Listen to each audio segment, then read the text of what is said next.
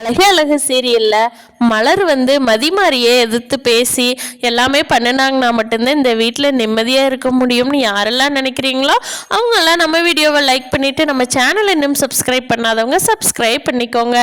மலரும் பாக்யராஜும் அவங்க அம்மா அப்பாவை பார்க்க போகலான்னு இருக்கும்போது தான் இங்கே ராகவனும் லக்ஷ்மியும் ஹாஸ்பிட்டல் போயே ஆகணும், எனக்கு 5 பாயிண்ட் சுகர் கூறிடுச்சு, 7 பாயிண்ட் ப்ரெஷர் கூறிடுச்சு, நான் நைட்டே செத்து போயிட்டேன்னா என்ன பண்ணுறதுன்னு சொல்லி ராகவன் பண்ணுறதெல்லாம் பார்த்துட்டு மலருக்கு என்ன சொல்கிறதுன்னு தெரில, ஒரு மாதிரி சோகமாக வச்சுக்கிறாங்க.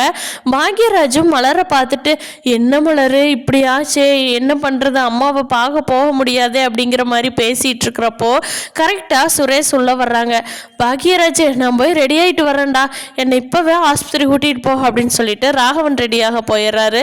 லக்ஷ்மியும் நானும் வர்ற பாக்யராஜ், உங்கள் அப்பாவுக்கு என்னாச்சோ ஏதாச்சோ நானும் வந்து பார்க்கணும் பாக்யராஜ், டாக்டர் என்ன சொல்கிறாங்கன்னு நானும் கேட்கணும், நானும் போய் ரெடி ஆகிட்டு வர்றேன், போயிடலாம் அப்படின்னு சொல்லிட்டு உள்ள வேகமாக போயிடுறாங்க.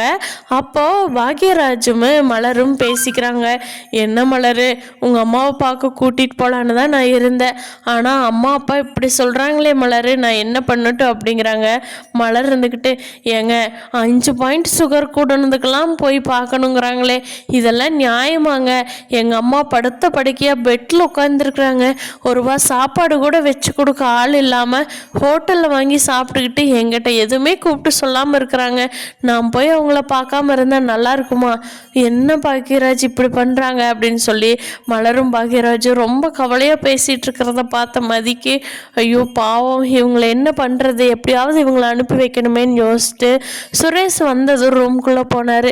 இன்னி பேசாமல் இருந்தோம்னா வேலைக்கு ஆகாது அப்படின்னு சொல்லிட்டு மதியே போய் சுரேஷ்கிட்ட இங்கே பாருங்கள், உங்கள் அண்ணாவும் அண்ணியோட அம்மாவுக்கும் உடம்பு சரியில்லையா, அவங்கள பார்க்க போகணும்னு சொல்லி கிளம்பிட்டு இருக்கும்போது உங்கள் அப்பாவுக்கு 5 பாயிண்ட் சுகர் கூடி இருக்குதுங்க, அதுக்கு போய் பாக்யராஜ் கிளம்பி இப்போவே ஹாஸ்பிட்டல் போகணும்னு நிற்கிறாரு, இதில் நியாயமா, ஒன்று நீங்கள் அவங்களுக்கு எடுத்து சொல்லுங்கள், இல்லைன்னா நீங்களே அவங்கள கூட்டிகிட்டு போங்க அப்படிங்கிறாங்க. ஏய் என்ன நீ எங்கள் அம்மா அப்பாவை கூட்டிகிட்டு போகிறதுக்கெல்லாம் எனக்கு அட்வைஸ் பண்ணிகிட்ருக்குற அப்படின்னு சொல்லி சுரேஷ் கேட்குறாரு. அதுக்கு மதி இருந்துக்கிட்டு உங்கள் அண்ணி பாவம் இல்லையா, அவங்க பெத்த அம்மாவை போய் பார்க்கணுன்னு ஆசை இருக்காதா, அதுவும் இல்லாமல் அவங்க நல்லா இருந்தால் கூட மெதுவாக போய்க்குவாங்க, உடம்பு சரியில்லாமல் நடக்க முடியாமல் பெட்டில் உட்காந்துருக்காங்க, அவங்கள போய் பார்த்துட்டு அட்லீஸ்ட் அங்கே போய் இருக்கிறது கண்டிப்பாக விட மாட்டீங்க, போய் பார்த்துட்டு வர்றதுக்காவது அவங்களுக்கு ஆசை இருக்காதா பெத்த தாயா அப்படின்னு சொல்லவும் இப்போ என்ன சொல்ல வர்ற அப்படின்னு சொல்லி சுரேஷ் கேட்குறாங்க. நீங்கள் ஹாஸ்பிட்டல் கூட்டிகிட்டு போயிட்டு வாங்க உங்கள் அம்மா அப்பாவை அப்படிங்கிறாங்க.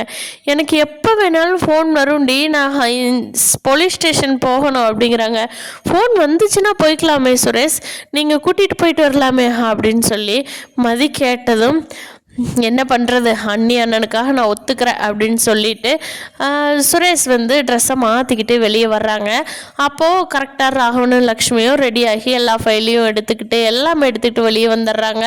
அப்போது பாக்யராஜ் வா போகலாம் அப்படின்னு சொல்கிறாங்க. அப்போது பாக்யராஜ் இருந்துக்கிட்டு அப்பா எனக்கு ஒரு முக்கியமான மீட்டிங் இருக்குப்பா, இப்போ தான் வர சொன்னாங்க, நான் வெளியில் போய் ஆகணும்ப்பா அப்படின்னு சொல்கிறாங்க. என்னடா பாக்யராஜ், பெத்த தாய் தகப்பனை விட உனக்கு அப்படி என்ன மீட்டிங் இருக்குது அப்படிங்கிறாங்க. அப்பா சுரேஷ் வரேன் நான் கூட்டிகிட்டு போங்க அப்படிங்கிறாங்க. அப்போ கரெக்டாக சுரேஷ் ரூம்லேருந்து வெளியே வரும்போது அப்பா வாங்க நான் கூட்டிகிட்டு போகிறேன், அண்ணனுக்கு தான் ஏதோ வேலை இருக்காமா, அண்ணன் போகட்டும் அப்படிங்கிறாங்க. சரிடா சுரேஷ் உனக்கு டைம் இருக்குமாடா அப்படிங்கிறாங்க. அப்போது மலர் நினைக்கிறாங்க அது என்ன பாக்யராஜுக்குனா மட்டும் மீட்டிங் இருந்தால் கூட கேன்சல் பண்ணிட்டு வான்னு சொல்ல தெரியுது, சுரேஷ் வாங்க போகலான்னு சொன்னால் கூட உனக்கு டைம் இருக்குமான்னு கேட்குறாங்க, இதெல்லாம் என்ன பாக்யராஜ் அப்படின்னு சொல்லி மலர் தன்னோட ஆற்றாமையை சத்தமாக பேச முடியாமல் மெதுவாக சொல்கிறாங்க. மலர் என்ன மலர் பண்ணுறது, அப்படியே பழகிட்டாங்க அவங்க அப்படிங்கவும் சரி சுரேஷ் உங்கள்கிட்ட ஹாஸ்பிட்டலுக்கு பணம் இருக்குதா, இல்லைன்னா பாக்யராஜ்கிட்ட வாங்கிட்டு போகலாமா அப்படிங்கிறாங்க. அப்பா அதெல்லாம் இருக்குதுப்பா வாங்கப்பா அப்படிங்கிறாங்க.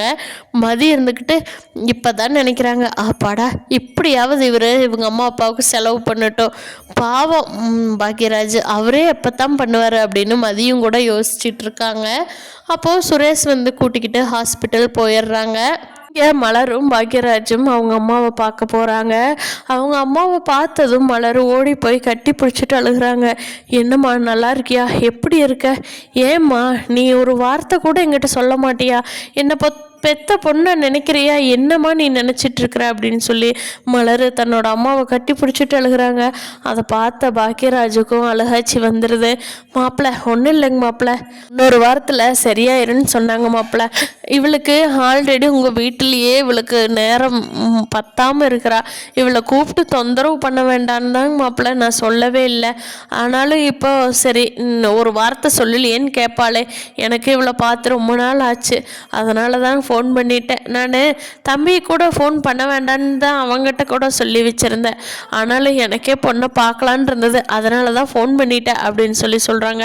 அத்தை என்ன அத்தை, நீங்கள் ஹாஸ்பிட்டல் போனப்பவே கூப்பிட்டுருக்கலாமில்ல, நானும் மலரும் உங்களை வந்து பார்த்துருப்போம்லங்க அத்தை அப்படிங்கிறாங்க. இல்லை மாப்பிள்ளை, உங்களை தொந்தரவு பண்ண வேண்டான்னு தான் விட்டுட்டேன்.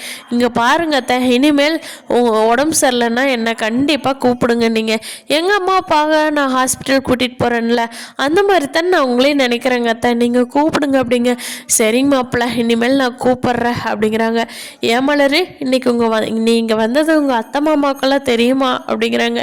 எங்கம்மா, அவங்களுக்கும் ஏதோ செக்கப் பண்ணிட்டு வந்து சுகர் அதிகமாக இருக்குதுன்னு சொல்லி ஹாஸ்பிட்டல் போயிருக்காங்க, சுரேஷ் தான் கூட்டிகிட்டு போயிருக்கா. ஓ தெரியாதாங்க மாப்பிள்ள, நீங்களும் மலரும் இங்கே வந்தது அப்படிங்கிறாங்க. இல்லத்த நாங்கள் போய் சொல்லிக்கிறோம் அப்படிங்கிறாங்க. ஏன் மலர், உனக்கு ஒன்றும் பிரச்சனை இருக்காதே அப்படிங்கிறாங்க. அம்மா அதெல்லாம் நான் பார்த்துக்கிறேம்மா அப்படிங்கிறாங்க. பாரு, ஒரு அம்மாவை பார்க்க வர்றதுக்கு கூட பொண்ணு கல்யாணம் ஆயிடுச்சுன்னா உரிமை இல்லை அப்படிங்கிறாங்க. அப்போது பாக்யராஜ் சொல்கிறாங்க, அத்தை அப்படியெல்லாம் ஒன்றும் இல்லைங்க அத்தை, நான் இருக்கிறேங்க அத்தை, உங்கள் பொண்ணை எப்போ வேணாலும் கூட்டிகிட்டு வந்து விடுறேன், எப்போ வேணாலும் கொண்டுட்டு போய் விட்றேன் அப்படிங்கிறாங்க. மாப்பிள்ளை நீங்கள் ஒத்துக்குவீங்க, அவங்களால அம்மா அப்பா ஒத்து கேட்க முடியுமா அப்படிங்கிறாங்க. நான் பார்த்துக்கிறேங்க அத்தை, உங்களுக்கு முடியலன்னா நீங்கள் ஃபோன் பண்ணுங்க அப்படின்னு சொல்லிட்டு மலர் பாக்யராஜும் பார்த்துட்டு எல்லா டிஃபன்லாம் மலர் வந்து அவங்களுக்கு செஞ்சு கொடுத்துட்டு, மலர் நான் போயிட்டு வரேம்மா அப்படின்ட்டு கிளம்பிடுறாங்க. சரி மலர் பார்த்து போயிட்டு வா அப்படிங்கிறாங்க. ஹாஸ்பிட்டலில் வந்து டாக்டர் போய் பார்க்கும்போது சுரேஷுக்கு ஏதோ ஒரு ஃபோன் பேசிக்கிட்டே இருக்கார். அவர் வந்து டாக்டர்கிட்ட எவ்வளோ இருக்குது, என்ன இருக்குது, எது இருக்குது அப்படின்னு சொல்லி பாக்யராஜ் மாதிரி சுரேஷ் போய் அவங்க அம்மா அப்பாவுக்கு என்ன எப்படிங்கிறத அவர்னால கேட்கவும் முடியல, கேட்குறதுக்கு ஃபோனும் வந்துக்கிட்டே இருக்குது. அப்போது லக்ஷ்மி சொல்கிறாங்க, இதுக்கு தாங்க இவன் தான் ரொம்ப பிஸியாக இருக்கிறான், இதுக்கு தான் பாக்யராஜ் வர சொன்னேன், அவனுக்கு இன்றைக்கி தான் மீட்டிங் இருக்கணுமா, ஒரு அப்பனுக்கு வந்து என்ன ஏதுன்னு பார்க்க முடியாதா அவனால், என்ன மீட்டிங் அப்படின்னு சொல்கிறாங்க. சரி விடு லட்சுமி, அவனுக்கு முன்னே வேலை இருக்காதா அப்படின்னு சொல்லி ராகவன் சொல்கிறாங்க. இருந்தாலும் லக்ஷ்மி வந்து அநியாயத்துக்கு மலரையும் பாக்யராஜையும் ஒரு வேலைக்காரனாட்டவே வச்சிருக்கிறதெல்லாம் ரொம்ப டூ மச்சாக போயிட்டுருக்காங்க. மலரும் பாக்யராஜும் எதிர்த்து பேசுனாங்கன்னா லக்ஷ்மிக்கும் ராகவனுக்கும் அங்கே என்ன கஷ்டம் ரெண்டு பேரும் அனுபவிச்சிருக்காங்கன்னு தெரியும். ஆனால் அந்த நாள் கூடிய சீக்கிரம் வரணும்னு நானும் நினச்சிட்ருக்கேன். நீங்களும் அப்படித்தான் நினைக்கிறீங்கன்னா நம்ம வீடியோ கீழே கமெண்ட் பண்ணுங்கள். தேங்க்யூ.